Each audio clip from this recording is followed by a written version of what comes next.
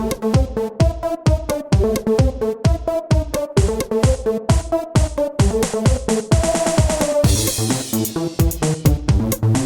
to Beyond the Bounce, presented by ZTE. I'm your host, Byron Bogar, and joining me today, 11-year NBA vet, Ben Gordon. Welcome to the show, Ben. How you doing, man? All right, Ben, we'll get right into it. Like I said before, you played 11 years as an NBA vet. How has that helped you in your transition in your first season here in the D-League?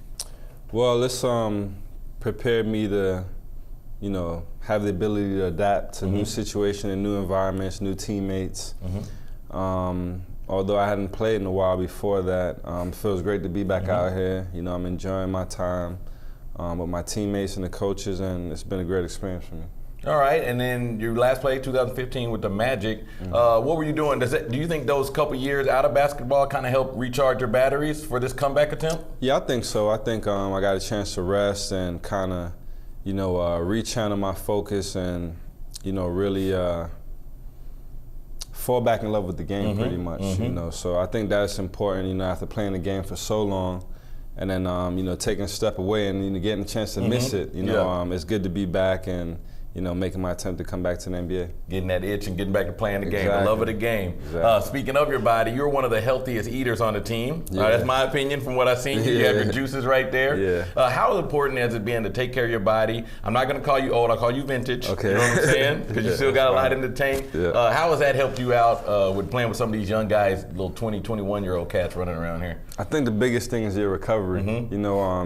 Waking up, practicing, weight training, whatever it is, and being able to do it again the next day. And when you get into your diet and the things that you eat, you notice it when you're not eating healthy foods and you're trying to run around with guys that are, 25. I'm washed up, so I notice that now. Exactly. I ain't too bad. So when I eat clean, I feel better and it helps with my recovery, when I'm working out. Now you have a lot of playing experience that we noticed.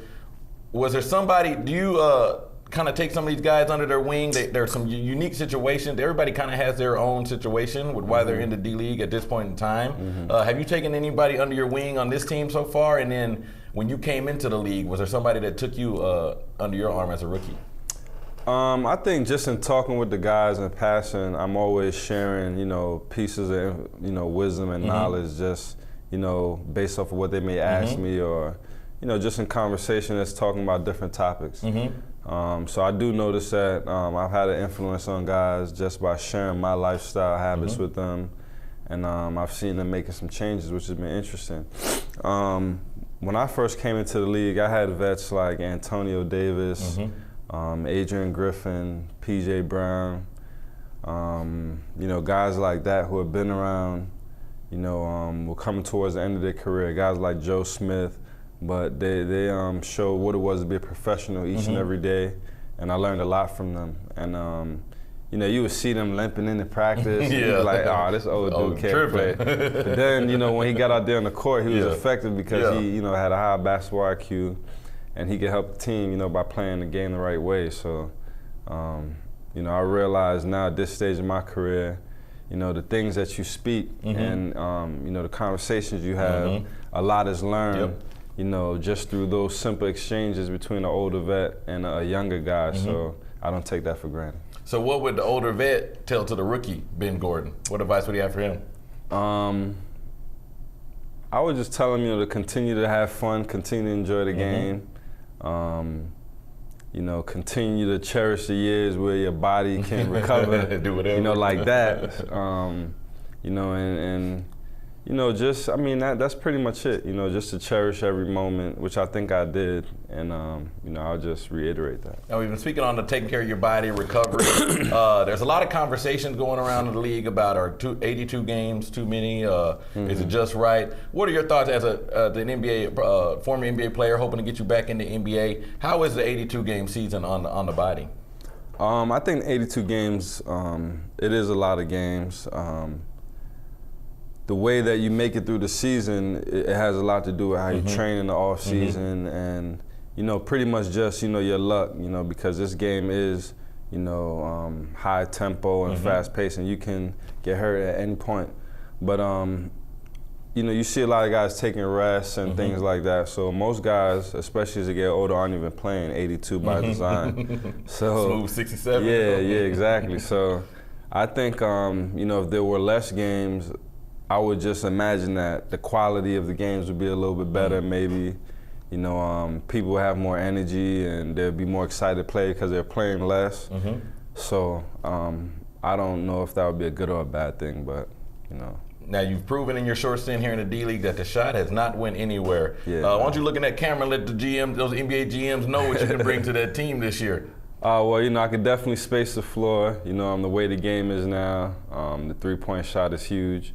So, you know, I've always been able to do that throughout my career, and I think that's something I, you know, been able to continue to do. So I think as, you know, as I continue to play and, you know, continue to get in better game shape, I'll be able to help a team, you know, definitely down the line. Now we're changing gears a little bit. Born in London, England. Yeah. All right. Zero accent because you moved to New York as an infant.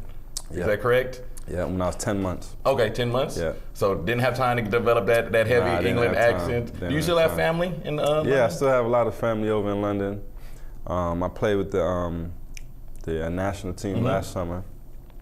And so I got a chance to spend a lot of time with my family from England this past summer, and I'm looking forward to, you know, playing again with them this summer and spending some more time. Take down the USA, maybe? Yeah, you know, down the line, yeah. Hopefully in the Olympics in 2020. And then you moved to New York, the mecca of basketball. We had Denton Hamilton on here. You know, you New York cats. You have a different tone about you when it comes to the game of basketball. Yeah, it's definitely the mecca of basketball. It's definitely the Did you get a chance to play at Rucker Park, and then you have any good favorite memories of playing at Rucker?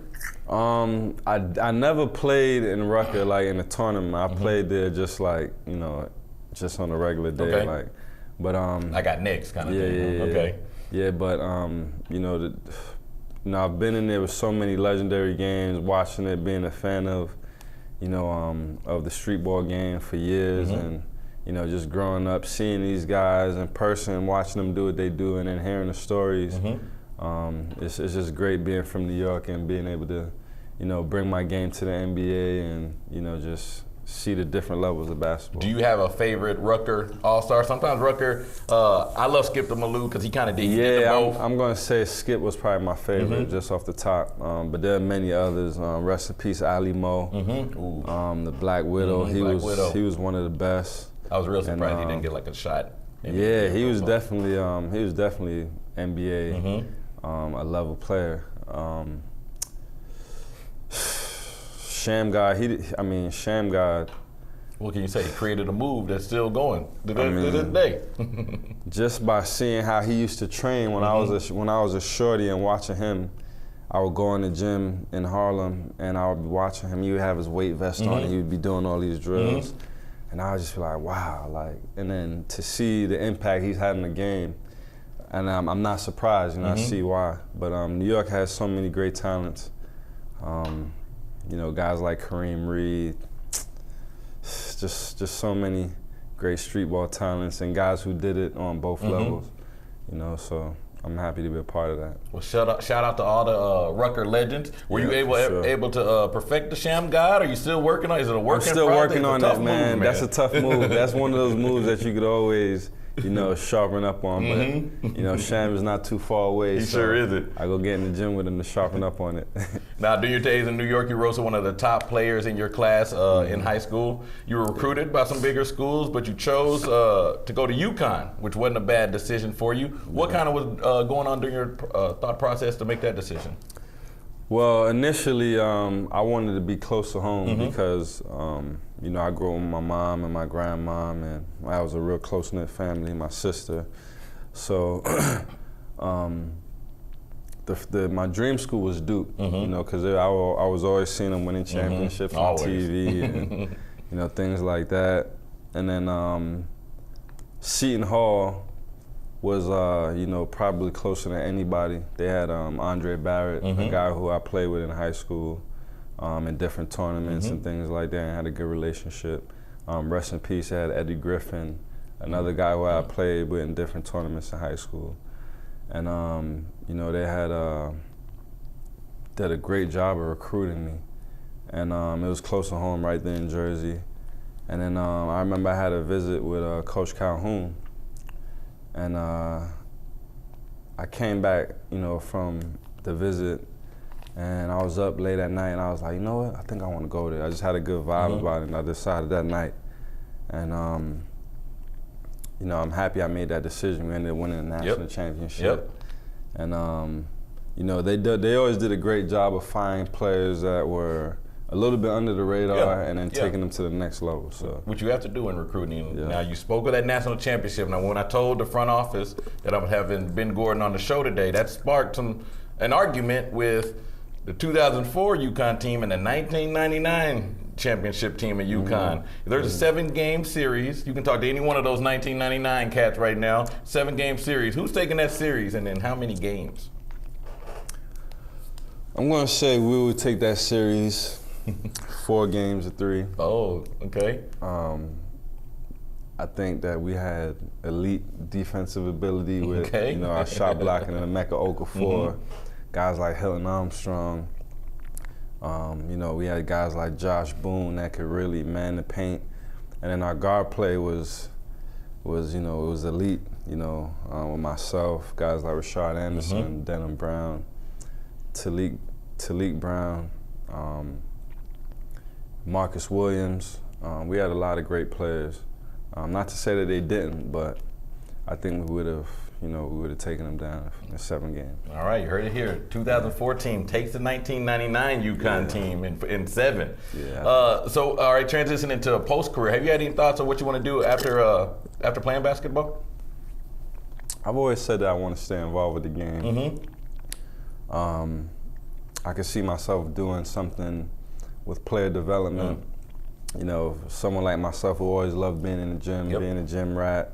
I think it would be easy for me to, help develop a player and help, to show them what it takes to, have a long career and, take care of their body and how to work on their craft and things like that. We look forward to your next venture, but not yet, because like I said earlier, you have a lot in the tank. Yes, so sir. Before we get into small ball, we're getting everybody's top 5 NBA all-time greats. Okay. What is your top 5? And if you have 2 fringe players where it's hard, you get up to 2 fringes. 2 fringe players? Yeah, so you can name up to 7 if you have to. All right, so I'm going to go with, this is kind of tough.